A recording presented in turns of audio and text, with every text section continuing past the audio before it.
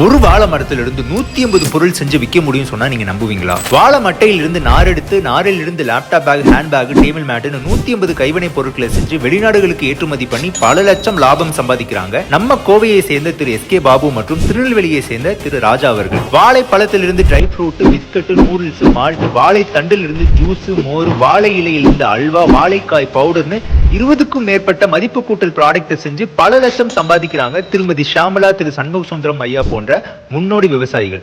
இவங்க எல்லாரும் நவம்பர் 24ஆம் தேதி திருநெல்வேலி ஸ்காட் பொறியியல் கல்லூரியில் நடக்கும் வாழ வைக்கும் வாழை திருவிழாக்கு உங்களுக்கு மதிப்பு கூட்டலை பத்தி சொல்லி கொடுக்க வராங்க. அது மட்டுமா, வாழை சாகுபடியில் பூச்சி மற்றும் நோய் மேலாண்மை, அரசு சலுகைகள் பற்றி பேச தமிழ்நாடு வேளாண் பல்கலைக்கழகத்தின் முனைவர் திரு கணேசன் ஐயாவும் தேசிய வாழை ஆராய்ச்சி நிறுவனத்தின் விஞ்ஞானிகளும் உங்களை தேடி வராங்க. நீங்களும் வாங்க, வருடம் முழுக்க வாழையில சம்பாதிங்க. முன்பதிவுக்கு இந்த நம்பருக்கு கூப்பிடுங்க.